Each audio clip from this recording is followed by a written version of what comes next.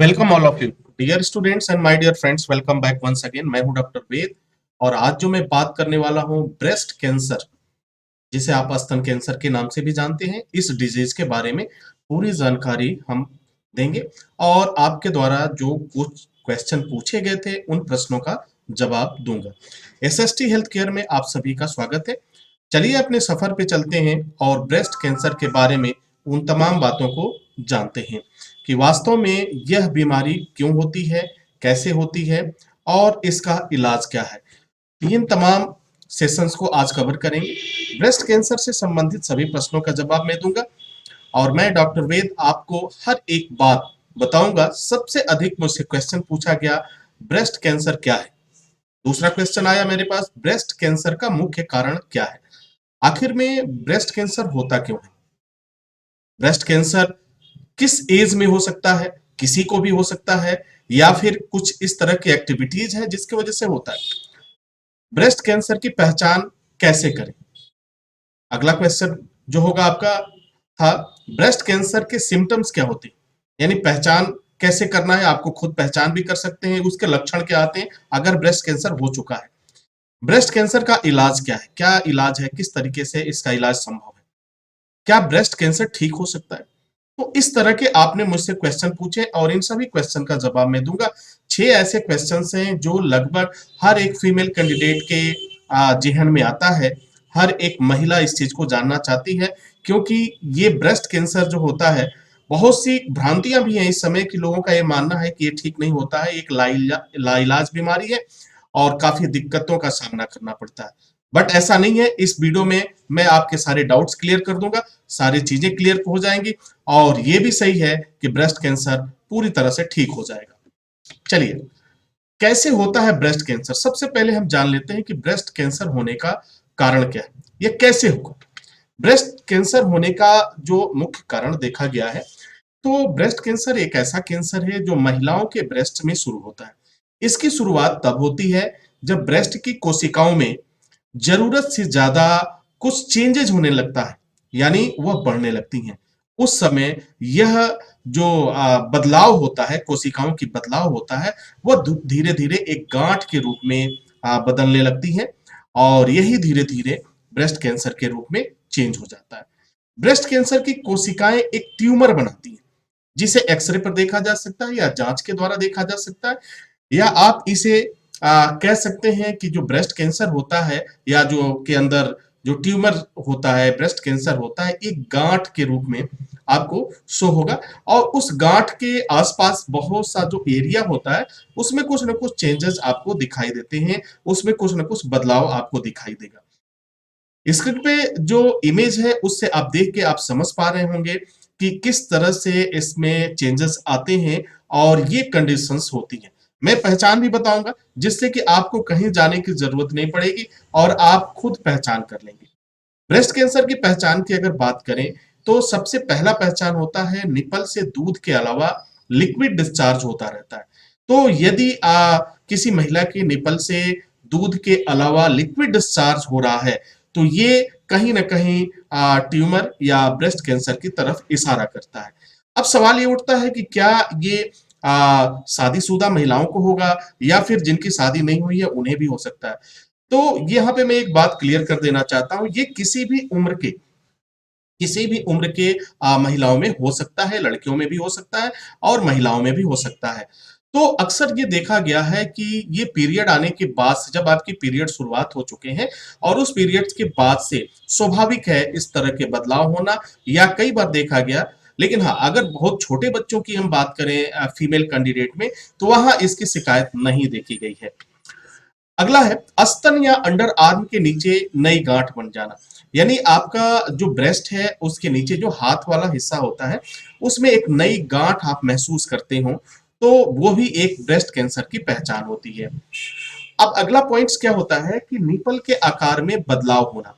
अगर ब्रेस्ट के अगले भाग में जो निपल है उसमें अगर कुछ चेंजेस हो रहे हैं, अब चेंजेस में क्या होगा, आवश्यकता से उसमें स्वेलिंग आ गई हो या वह धीरे धीरे बढ़ता हुआ जा रहा है, या फिर उस वो क्या जो आपका निपल है वह स्किन वो चारों तरफ फैल के पलट रहा है, तो इस तरह के काफी चेंजेस आते हैं। ये अलग अलग चेंजेस हो सकते हैं। इसके साथ क्या होता है कि दर्द होना, आपके ब्रेस्ट में निपल से लेकर के और अगल बगल के भागों में दर्द का होना, लाल होना, रेडिनेस होना, इस तरह की ही पहचान होती है। ये लक्षण अगर आते हैं तो ये भी इशारा करता है कि ब्रेस्ट में कुछ अनएक्टिविटी चल रही है, ब्रेस्ट कैंसर हो सकता है। अगर देखा जाए तो ब्रेस्ट में दर्द के साथ साथ जो है एक टाइटनेस महसूस होगा। ठीक है, अगर जिसको ब्रेस्ट कैंसर की शुरुआत हो गई है तो उसके ब्रेस्ट में एक पूरा टाइटनेस यानी कड़ापन महसूस होता है, जो नॉर्मल नहीं है। आप देखेंगे कि शुरू में जो टाइटनेस होता है वो टाइटनेस अचानक उससे या तो ज्यादा हो जाना या फिर कुछ अजीब से स्वेल करके टाइटनेस होना, तो ये सभी चीजें कहीं ना कहीं ब्रेस्ट कैंसर की तरफ इशारा करती हैं। अब बात करते हैं कि ब्रेस्ट कैंसर का पता कैसे लगाएं। आप खुद ब्रेस्ट कैंसर का पता लगा सकते हैं और थोड़ा सा अगर आप सावधानी बरतें और देखें तो आप पता लगा पाएंगे। सबसे पहले क्या करना है कि ब्रेस्ट की मालिश हल्के हाथों से आपको करना है। हल्के हाथों से चारों तरफ ब्रेस्ट पे अपने हाथ को घुमाएं और ये जानने की कोशिश करें कि किसी निश्चित पॉइंट्स पे कहीं दर्द तो नहीं हो रहा आपको, कहीं दर्द तो नहीं हो रहा, कहीं ऐसी चीजें तो नहीं टाइटनेस महसूस हो रहा हो या किसी तरह की गांठ या गिल्टी की जैसी कोई चीजें हैं। तो ये जब हल्के हाथों से आप अपने ब्रेस्ट पे को घुमाते हैं तो वहां पर ये सारी चीजें आपको महसूस होती हैं, आप पता कर पाएंगे कि ये चीजें हैं। असल में अगर असामान्य गति से कोई गांठ हो तो नहीं हो रही है, इसकी भी जांच करें कि अगर गांठ होगी तो वो पता चल जाएगा जब आप उस चीज को देखेंगे, हल्की हल्की मालिश करेंगे या हल्का हल्का दबाएंगे चारों तरफ से, तो आपको पता चल जाएगा कि यहाँ पे गांठ है। और देखिए कुछ ऐसे इसमें ऑर्गन्स होते हैं जो गांठ गांठ से बिल्कुल डिफरेंट होते हैं, जो आप समझ पाएंगे। ठीक है, तो ये सारी चीजें आपके लिए काफी इंपॉर्टेंट होती है। अगर बात करें तो अगली ब्रेस्ट की जांच कैसे करनी है, तो ब्रेस्ट की जांच करने के बाद निपल्स को जब आप दबाते हैं तो उसमें एक चेंजेस देखेंगे। अगर उसमें से व्हाइट डिस्चार्ज हो रहा है या फिर जो है रेड डिस्चार्ज हो रहा है, यानी किसी न किसी तरह का मटमैले रंग का डिस्चार्ज हो रहा है, तो इस तरह की कंडीशंस जो है ब्रेस्ट कैंसर की तरफ इशारा करती हैं। तो ये तीन तीन या चार चार ऐसे तरीके हैं जिससे कि आप पता कर पाएंगे कि आपको ब्रेस्ट कैंसर है या नहीं है। अगर शुरुआती दौर के होंगे तो ये गांठ जो है हल्के होंगे, छोटे होंगे, और जैसे जैसे ये बढ़ता जाएगा, फैलता जाएगा, तो गांठ भी बड़ी होती जाएगी और उसका एरिया भी बड़ा होता जाएगा। अब बात कर लेते हैं क्या ब्रेस्ट कैंसर ठीक हो सकता है। तो इसके जवाब में देखिए बहुत सारी बातें आती हैं कि ब्रेस्ट कैंसर बहुत से लोगों का मानना है कि जब अगर इसकी कंडीशन खराब हो गई यानी लास्ट स्टेज है तो शायद थोड़ा सा उस समय मुश्किल होता है, काफी दिक्कतों का सामना करना पड़ता है।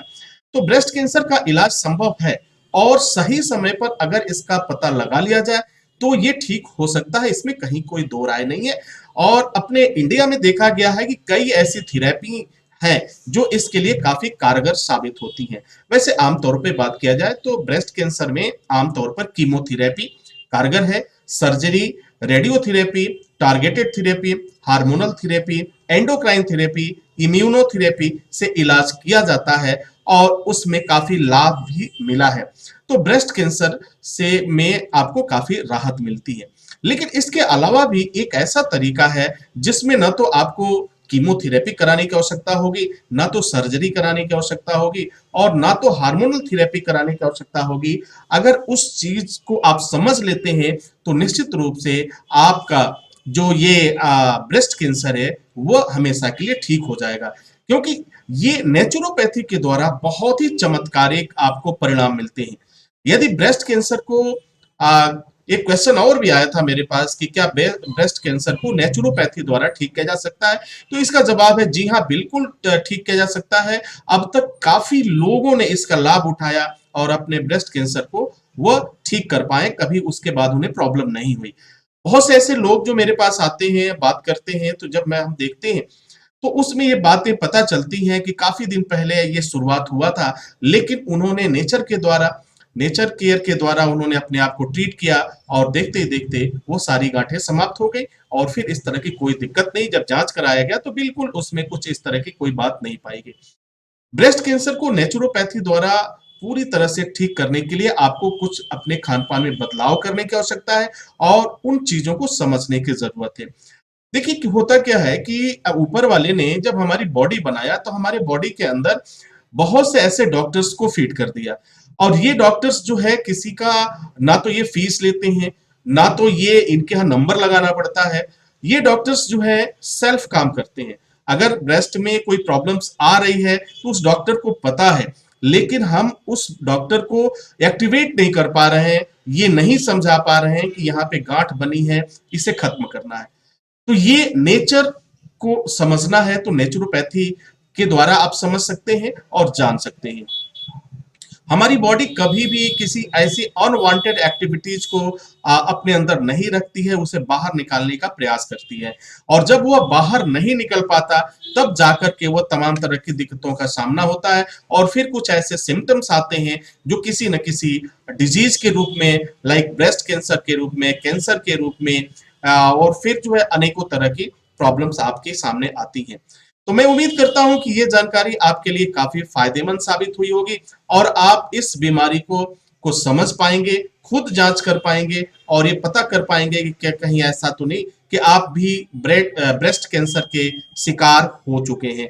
तो इसी के साथ इजाजत चाहेंगे, नेक्स्ट वीडियो में हाजिर होंगे, तब तक के लिए wish you all the best. Thank you for watching, thank you for learning.